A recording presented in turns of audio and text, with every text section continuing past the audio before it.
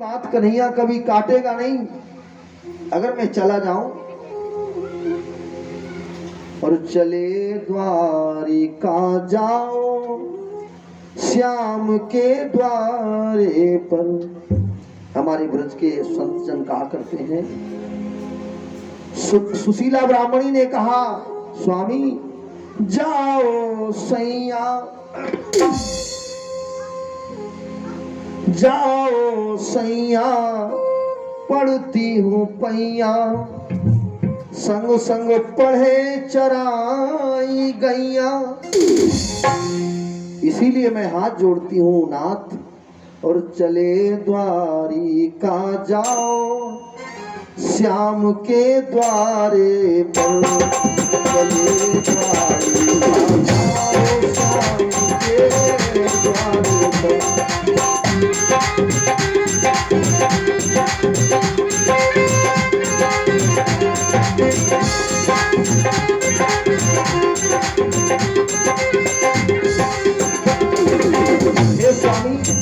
बालापन के मित्र तुम्हारे, बालापन के मित्र तुम्हारे वे हैं बंसी मारे।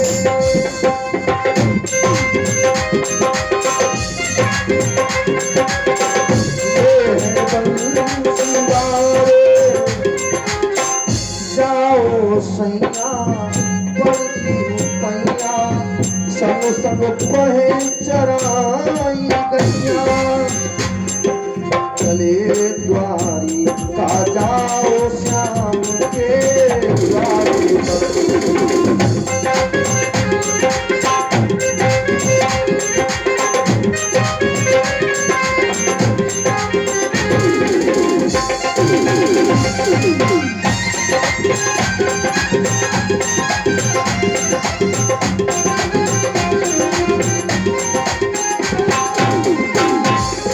सुशीला ब्राह्मणी ने नहीं माना, जिद किया।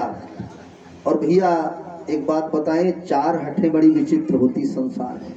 चार प्रकार की हठें। एक तो बालक जिद कर दे तो माता पिता को कछु करना पड़े, कुछ भी करना पड़े, लेकिन अपने बच्चे की जिद को पूरा करना पड़ेगा।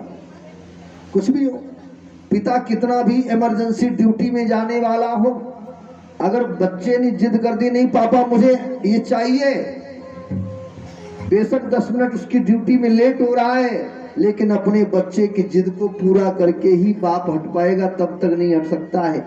ये होती बाल हट। एक होती है त्रिया हट। अगर भैया ये देवियां जिद कर दें, तुम कितने भी बड़े पद पे बैठे हो, आप बाहर के लिए है ना।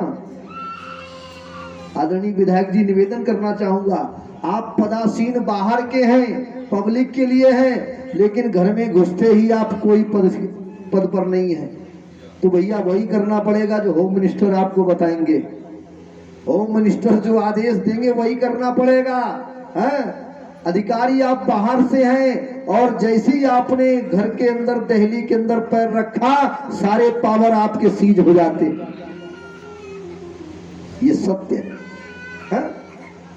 अगर देवी ने जिद कर दी तो भैया उनकी भी हट पूरी करनी पड़ेगी, चाहे कछु है जाए। बाल हट, त्रिया हट, योग हट। अगर कोई संत साधु जिद कर दे, हट कर दे, तो भगवान को भी विवश होना पड़ता है। संत की जिद के ऊपर भगवान को भी आना पड़ता है। भगवान कहते हैं, प्रबल प्रेम के पाले पड़कर प्रभु को नियम बदलते देखा, अपना मान भले टल जाए लेकिन भक्त का मान न टलते देखा। प्रभु अपने आप को भुला देते हैं, लेकिन भक्त की बात को रखते हैं। और चौथा है प्यारे योग हट। हमारे सिद्धात्मा जितने भी हैं, राजा अगर जिद कर दे, अगर राजा के मन में आ गया इसको फांसी के हमें सजा देना है तो वो देकर के ही मानेगा, कोई बचाने वाला नहीं है। सुशीला ब्राह्मणी ने कहा जाओ, आपको जाना पड़ेगा, मैं उसकी व्यवस्था करती हूं। सुशीला ब्राह्मणी एक पड़ोसी के घर में गई और जाकर के कहा, बहन आपसे कुछ मांगने आई है। बहन आज हमें कछुतियो दान, तुम्हारे घर हम कछु मांगन आई। आज मैं आपके घर में कुछ मांगने आई हूं और ऐसी गरीबी में हो सहाय, तुम्हारे घर हम कछु मांगन आई। आप हमारी गरीबी में सहयोग करें, हम तुम्हारे घर कुछ मांगने आएंगे। और अगर मैं आपका लौटा न पाऊं, वापस न कर पाऊं, तो उसके बदले में आप हमसे क्या कराना? लीजो कराई कबहू अपने घर की तुम आज पिशोनी। आप अपने घर का काम करवा लेना, बदले में अगर मैं आपकी वस्तु वापस न दे पाऊं तो उसके बदले में अपने घर का काम करवा लेना, लेकिन मुझे इनकार मत करिएगा। सुशीला ब्राह्मणी को पड़ोसिन ने क्या किया? एक पोटली में थोड़े से चने, वो चावल, थोड़े से चावल एक कागज कपड़े में बांध करके पोटली बना करके सुशीला को दिया। सुशीला ब्राह्मणी उन चावलों को लेकर के चली। गरीबी का समय है, ऐसी गरीबी है, उन चावलों में कंकड़ पत्थर भी मिले हैं, कोई बात नहीं। लेकर के पोटली आई और सुदामा जी को दे दिए। कहा जाओ महाराज, ये चावल मैं आपको दे रहे हैं कन्हैया की भेंट के लिए, खाली न जाने से तो कुछ अच्छा ही है। और वैसे तो शास्त्र ये कहता है, अगर परमात्मा ने आपको उस योग्य बनाया है, ईश्वर ने आपको सामर्थ्य दी है, ईश्वर ने आपको शक्ति दी है, ईश्वर ने आपको सब कुछ दिया है, तो मनुष्य को अपनी कमाई का 10वां अंश, अगर 10,000 रुपए आपको भगवान ने दिए हैं तो 9,000 अपने काम में लगा लो, 1,000 ठाकुर जी की सेवा में जरूर लगा देना चाहिए। वो धन, वो दौलत, वो माया आपके काम में आवेगी। और अगर इतना नहीं कर सकते हो तो कहीं न कहीं उसका रास्ता दूसरा बन जाता है। एक बात और बताएं मेरे भाइयों, बहुत कीमती बात कह रहा हूं। मनुष्य के अनावश्यक धन नष्ट होने के 3 ही कारण हैं। पहला कारण क्या है? या तो वो बीमारी में लग जाएगा, या तो बीमारी में लग जाएगा, और या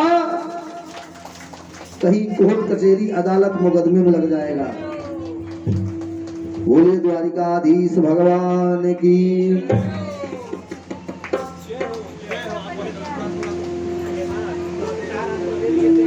तो सुदामा जी लेकर के चावल की पोटली द्वारिका की ओर प्रस्थान करते हैं। हाँ चला दो, अभी हम इशारा दे देंगे तब करिएगा। प्यारे सुदामा जी चले द्वारिका के लिए प्रस्थान करते हैं। मार्ग में धीरे धीरे एक तो वृद्ध शरीर थक गए। सुदामा जी महाराज लेट गए मार्ग में। भगवान ने देखा हमारे मित्र सुदामा जी आ रहे हैं, और सुदामा जी को सोते हुए ही भगवान ने गरुड़ के द्वारा मंगा लिया द्वारिका में। और जब निद्रा पूर्ण हो गई सुदामा जी की जगह, तो पूछा ये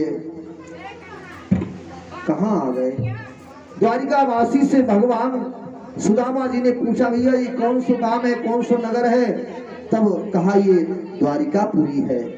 अच्छा, यहाँ मेरा एक मित्र रहता है कन्हैया, वो कहाँ है?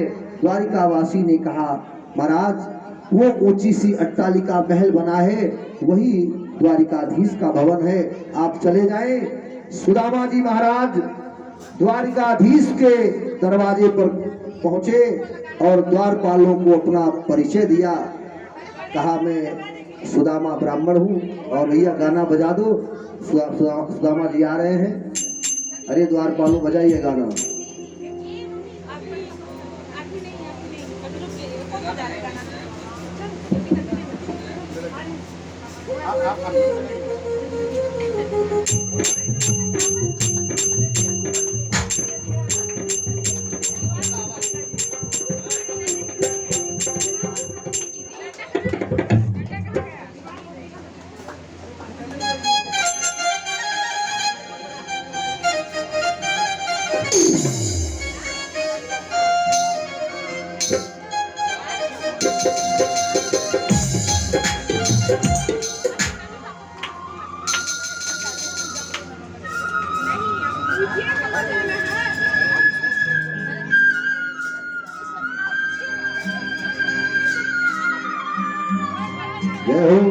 गरीबी से बुरा हाल धर्मपत्नी के बार बार कहने पर सुदामा ना चाहते हुए अपने बचपन के मित्र कृष्ण से मिलने चला। द्वारकाधीश के महलों के अंदर जाने का प्रयास किया तो द्वारपालों ने रोका। किधर जाता है? सुदामा ने प्रार्थना की, ऐ द्वारपालों,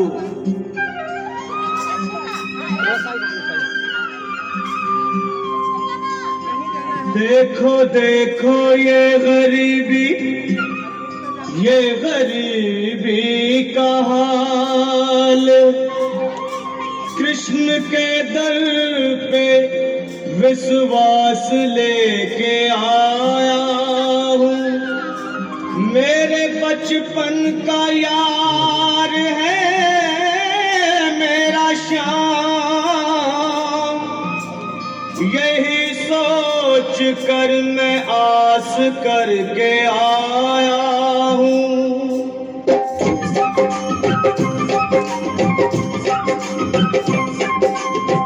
अरे द्वारपालो कन्हैया से कह दो, अरे द्वारपालो उस कन्हैया से कह दो कि दर पे सुदामा गरीब आ गया है। दर पे सुदामा गरीब आ गया है। भटकते भटकते न जाने कहाँ से, भटकते भटकते न जाने कहाँ से तुम्हारे महल के करीब आ गया है। तुम्हारे महल के करीब आ गया है। अरे द्वारपालो कन्हैया से कह दो कि दर पे सुदामा गरीब आ गया है। दर पे सुदामा गरीब आ गया है।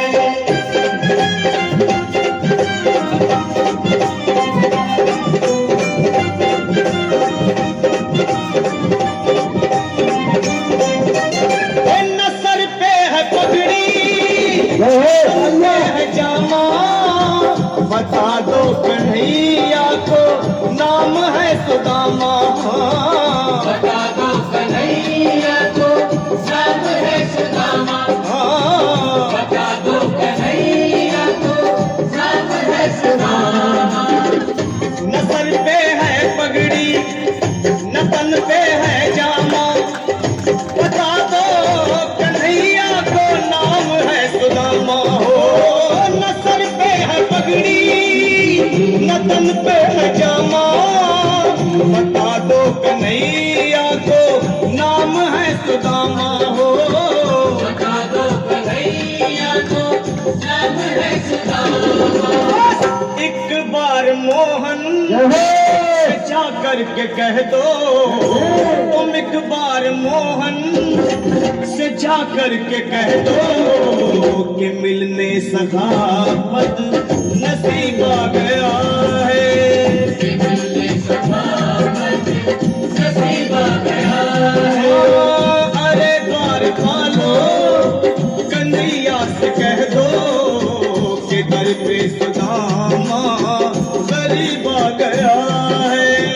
जिधर के सुदामा गरीब गया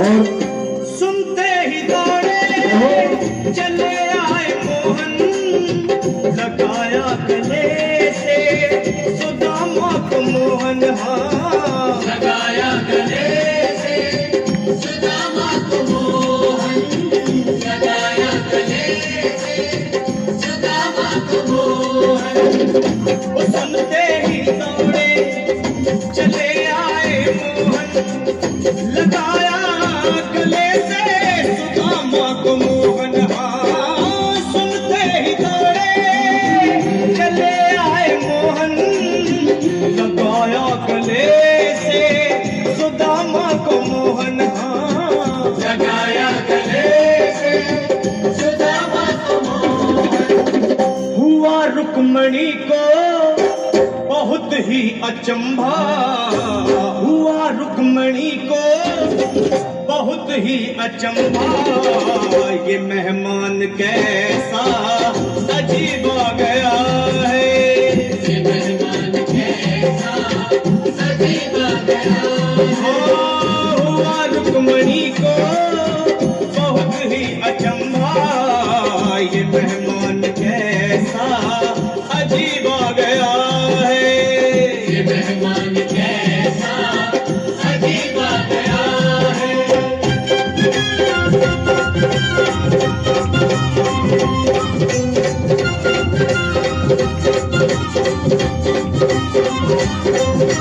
और बराबर पे अपने सुदामा बिठाए, चरण आंसुओं से शाम ने धुलाए। हाँ चरण आंसुओं से शाम ने धुलाए चरण आंसुओं से शाम ने धुलाए बराबर में अपने सुदामा बैठाए, चरण आंसुओं से शाम में धुलाए। हाँ बराबर में अपने सुदामा बैठाए, चरण आंसुओं से प्रभु ने धुलाए। हाँ चरण आंसुओं से प्रभु ने धुलाए न घबराओ प्यारे, सुदामा जी के चावलों को कन्हैया ने भोग लगाया। घबराओ प्यारे, दो ना तुम दो मुट्ठी सुदामा, चावल खुशी का समा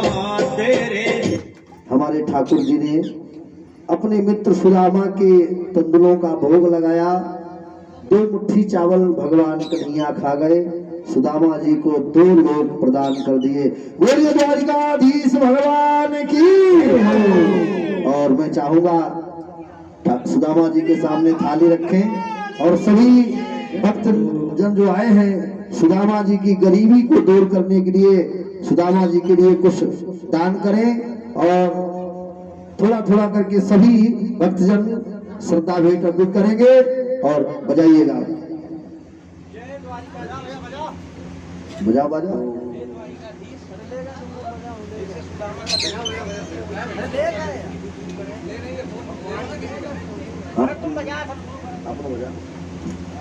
सभी भगवान के श्री चरणों में श्रद्धा भेंट अर्पित करेंगे।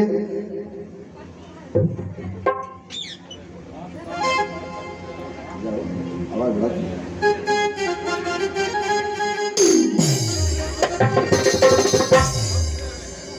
और श्री कृष्ण जी के द्वार मिलने सुदामा आए, श्री कृष्ण जी के द्वार मिलने सुदामा आए, श्री कृष्ण जी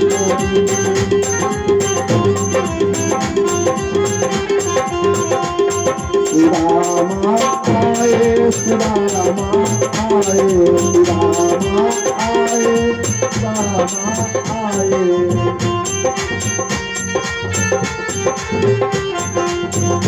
श्री कृष्ण जी के मिलने सुदामा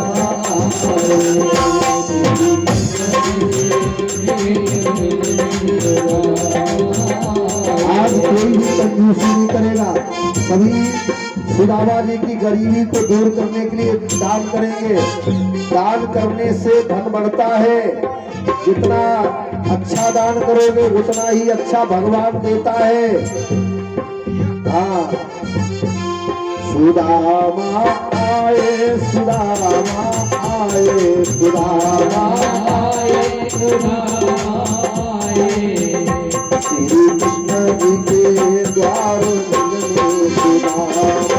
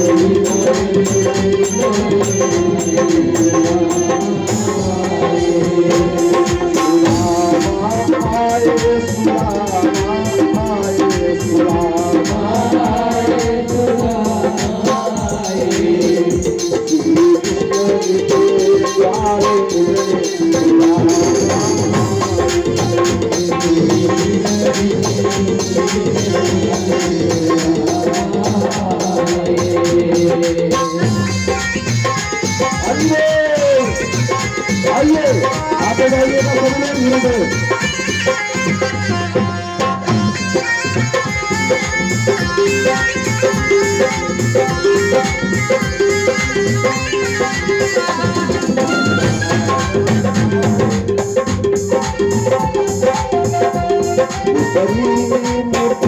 प्रभु मुक्ति जब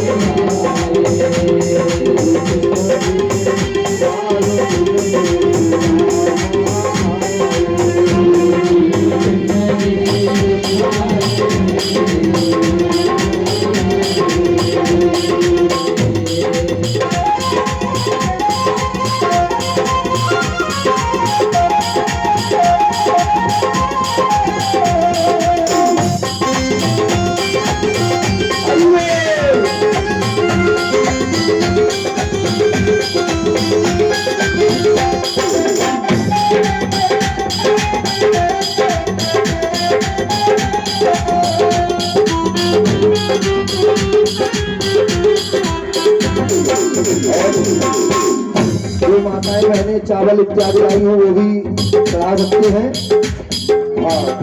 और मैं निवेदन करना चाहूँगा आदरणीय विधायक जी से कि आकर के वो भी सुदामा जी के कष्टों का हरण करें, उनकी गरीबी को दूर करें। आके भाई आदरणीय विधायक जी कृष्ण जी के द्वार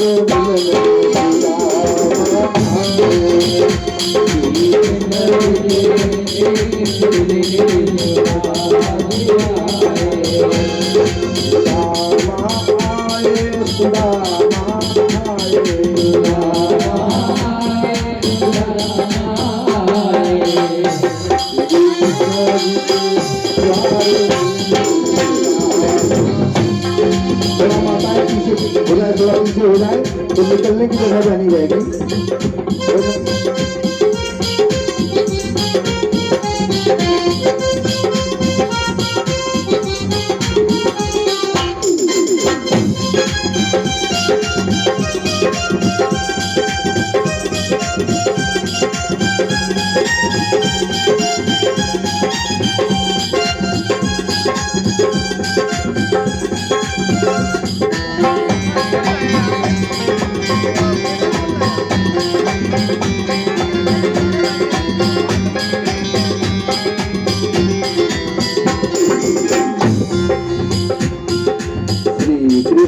गोविंद हरे मुरारी हे नाथ नारायण वासुदेव। गोविंद हरे हे नाथ नारायण वासुदेव। गोविंद हरे मुरारी हे नाथ नारायण वासुदेव।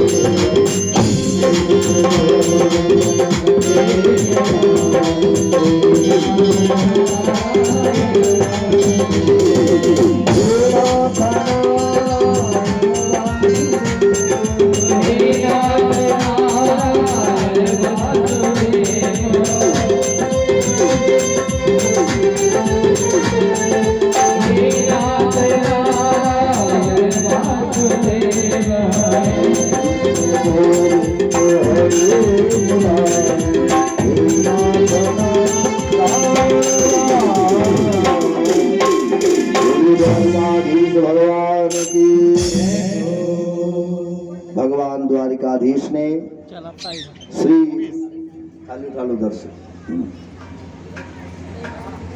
सुदामा जी महाराज जब द्वारिका में गए तो श्री सुदामा जी महाराज के तंदुलों को भगवान ने खाकर सुदामा जी की गरीबी को मुक्त किया। कुछ दिन के बाद में श्री सुदामा जी महाराज जब वहां द्वारिका से चलना चाहा तो कन्हैया ने कहा और थोड़े दिन रह लो। सुदामा जी बोले नहीं प्रभु अब हमें जाना है। सुदामा जी महाराज को भगवान विदा करते हैं तो सुदामा जी ने सोचा कन्हैया ने कुछ दिया तो है नहीं, हमें दौड़ के भी आए और सारा नतीजा बेकार निकल गया। खिसिया गए सुदामा जी, दुखी हो गए। भगवान कन्हैया सुदामा जी को विदा करने जाते हैं। मार्ग में सुदामा जी ने कहा अरे मित्र कन्हैया तुम वापस लौट जाओ। सुदामा जी से कहा कि वापस लौट जाओ और मैं चला जाऊं।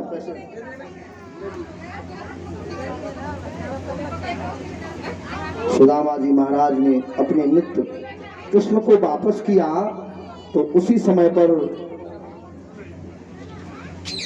सुदामा जी कहने लगे हे मित्र मैंने तो सोचा था कि हम आएंगे कुछ दोगे हमें, लेकिन आपने कुछ दिया भी नहीं। हमारे 5-10 रोज भी बर्बाद हो गए, बेकार हो गए। ब्राह्मणी सुशीला क्या सोचेगी। मारे क्रोध के सुदामा जी महाराज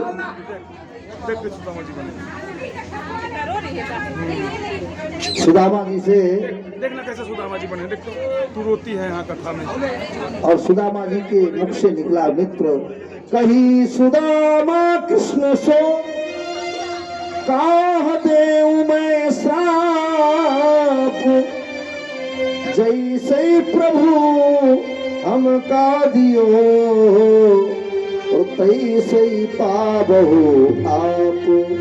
श्री सुदामा जी महाराज ने भगवान को श्राप दिया तो कहा जैसा आपने मुझे दिया वैसे ही तुमको मिले। इधर भगवान ने तो 2 लोग दे दिए थे, लेकिन सुदामा जी ने दोनों लोग वापस कर दिए कन्हैया को। कन्हैया ने तुरंत विश्वकर्मा को भेजा, सुदामापुरी बन गई। इधर सुदामा जी अपनी नगरी में जाते हैं, ठीक है बस। और जाकर के द्वारिकापुरी में सुदामा जी महाराज जब अपनी नगरी में पहुंचे, देखे चारों तरफ से नगरी चकाचौंध है। सुदामा जी को समझ में नहीं आ रहा कि हमारी वो मड़ैया कहाँ है। टूटी सी मड़ैया मेरी परी याही ठौर। और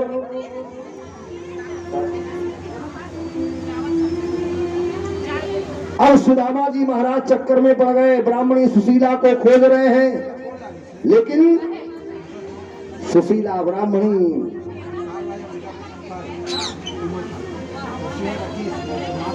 दरवाजे पर बैठी है, टूटो तवा और फूटी कठौती फटा कम्बल लिए। प्यारे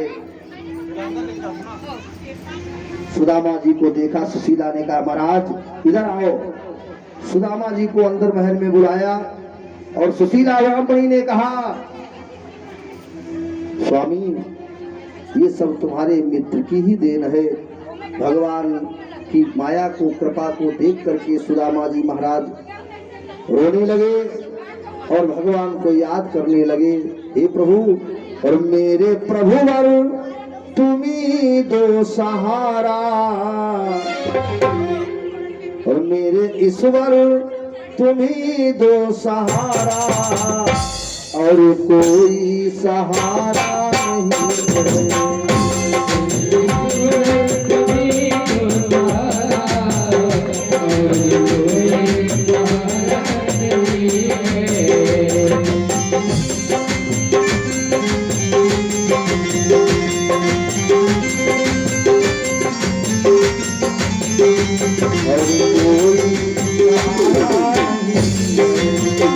नहीं है।